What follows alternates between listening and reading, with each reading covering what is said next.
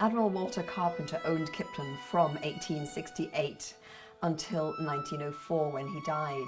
And he and his second wife Beatrice were very involved and interested in the arts and crafts movement. This flourished in the United Kingdom from the middle of the 19th century until the start of the First World War in 1914. One of the inspirations for the movement was the art critic and author John Ruskin, and he was very concerned about the effect that the industrialization of labour was having on the people of this country, and he was advocating a return to a simpler life where people took pride in manual labour and in craftsmanship. Now, this crusade was taken up by William Morris, who became known for his incredible, beautiful designs for all sorts of items in the arts and crafts style, including wallpapers, textiles, carpets, books, embroidery, stained glass, and he sold the items that he made with friends of his who were involved in his business from his shop in London, which was called Morris & Co. Walter and Beatrice bought some of the latest designs from Morris & Co., designed by Morris and his friends and associates.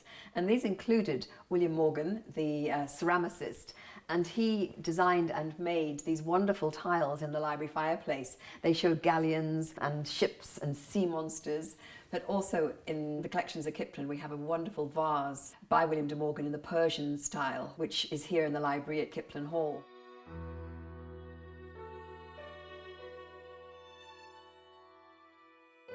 Next door in the drawing room there are Longdon tiles in blue, which were designed by the architect, artist and interior designer Philip Webb.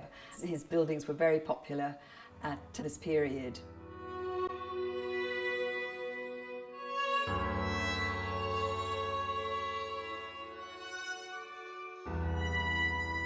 Some of the books in the library have very decorative arts and crafts covers, and Beatrice embroidered a screen, a fire screen, which was made as a kit and supplied by Morris & Co. Whether you could get different colours, I'm not sure.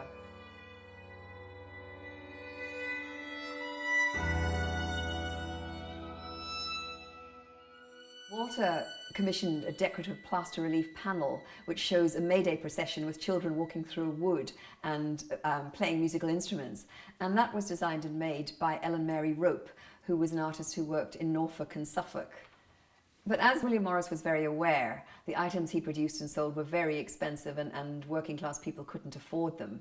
But in 1884, a lady called Mrs. Eglantine Jebb founded the Home Arts and Industries Association, or the HAIA. It had very laudable aims.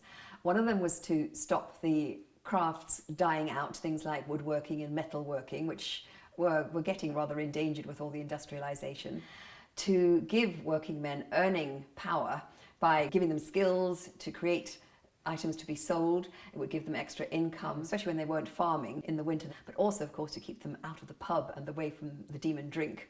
And also to give middle-class women a way of earning money by embroidering or doing different sorts of textile crafts. And also, last but not least, to raise the aesthetic tastes of the lower classes.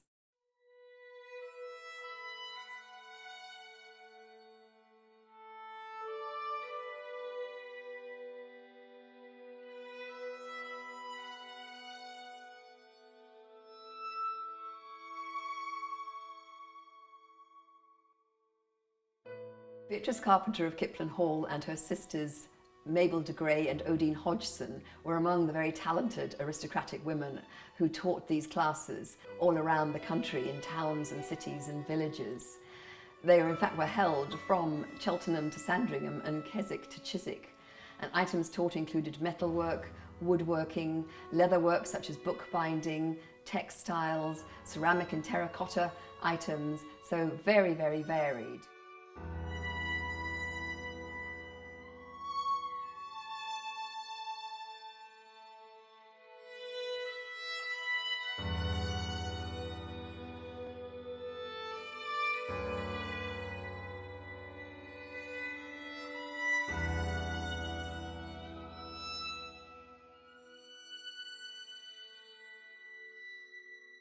The Home Arts Association had annual selling exhibitions at the Royal Albert Hall in London and some other venues around the country, and aristocratic ladies and royal ladies indeed came along and bought many of these items. And another link to Kiplin Hall is that the president of the HAIA was Earl Brownlow, Admiral Carpenter's brother-in-law. Beatrice taught the Bolton-on-Swale class, which is named after the nearby village, but I presume that the classes were held here at Kiplin. There were plenty of outbuildings. And she taught local men the skills of wood carving and inlay, and they used her designs to make furniture and smaller items like this delightful inlaid box showing a scene from Dante with a Roman noble here giving a suicide pill to a little page whom he's sending on a mission just in case he's caught, and the page is not looking very happy about it. Beatrice's sisters also designed and made items. Mabel had many of her items illustrated in the Studio magazine. Her sister Mabel ran 2 woodworking classes in London, one in Pimlico and the other in Stepney. And her sister Odine Hodgson, her class was at Ratcliffe in York, where her husband was a clergyman. It's remarkable to picture these 3 Victorian sisters, tightly corseted, using their chisels to make furniture. They were clearly very skilled. Other well-known people who were involved in these classes included the Princess of Wales, who designed metalwork, and the Duchess of York, who designed woodwork for the Sandringham class. The wife of the artist, Mrs. Watts, who worked at Compton in Surrey, and she designed terracotta items, including gravestones. The wife of the architect, Mrs. Waterhouse, who worked at Yettington in Berkshire, again in metalwork. And Godfrey Blount and his wife, who founded the Hazelmere Peasant Industries, who did textile work. I don't know whether people minded being called peasants at that time. The Studio was a magazine of fine and decorative arts which was founded in 1893, and every year it reported on the selling exhibitions at the Royal Albert Hall held by the Home Arts and Industries Association. And there are various reports in copies of the magazine on items designed and made by Beatrice, Mabel and Odine de Grey. And some of them include illustrations as well, which makes it really interesting. We can identify them. The report in the Studio magazine in July 1897 says, "The inlaid woodwork designed by the Honourable Mabel de Grey and her sisters has been praised so often in these pages that nothing more need be added here. It still retains its charm and seems as fresh and novel as though it was seen for the first time.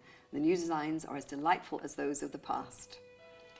They were equally pleased 2 years later in July 1899 when they say, "The committee are fortunate in having among the class holders themselves designers of rare and delightful ability, such as Miss Mabel de Grey, Mrs. Carpenter and Mrs. Hodgson, whose taste and enthusiasm in the art and craft of wood inlay sustains the work of this branch at a notably high level.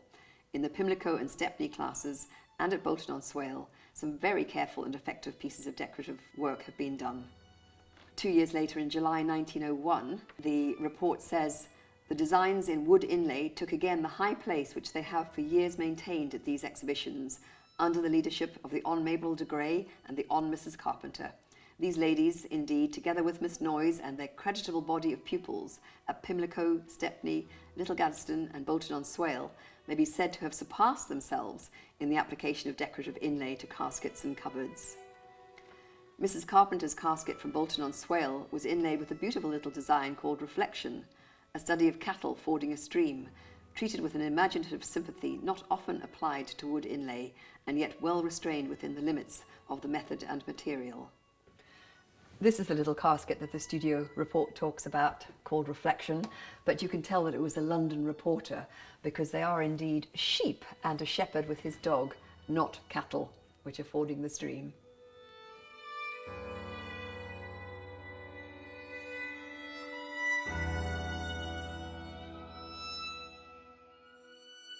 This piece of Kiplin is really special because Beatrice made it herself, and it shows Noah's Ark. Here we have the Ark quite tiny in the centre, but instead of having the animal going in 2 by 2, which is what you'd normally have, they're coming out of the Ark. They've been released. And they are so happy. You've got monkeys jumping down from the roof, and there are geese and their goslings, and a pig thundering down with her little piglets. There's a very shy deer, there's a rabbit, there are horses and elephants and camels or dromedaries. If you are in the library at Kiplin, it really is worth looking closely at this, birds flying away. What is very surprising is how even a fraction of these animals managed to fit into that tiny ark, but it is the most delightful piece of wood inlay, and Beatrice was responsible for it herself.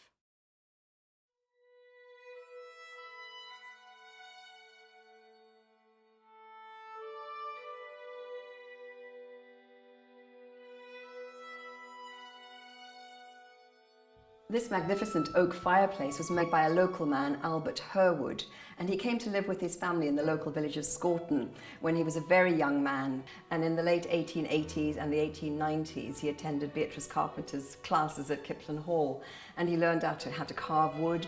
A number of his pieces were exhibited at the Home Arts and Industries Association exhibitions at the Royal Albert Hall in London. And this was made for his living room in his house in Scorton. It is oak, but it's actually been darkened. It took him 26 years to carve the fireplace with all its grapes and things, but also a frieze which went around the whole of the sitting room, and it just looked absolutely fantastic. When his great-grandsons were selling the house, they felt that somebody might come in and paint it white, so they very kindly offered it to Kiplin Hall. We took it to pieces one by one, and I put it here in the special exhibition, and we really are very lucky to have this. It was lovely to give a home to this beautiful piece back here at Kiplin Hall.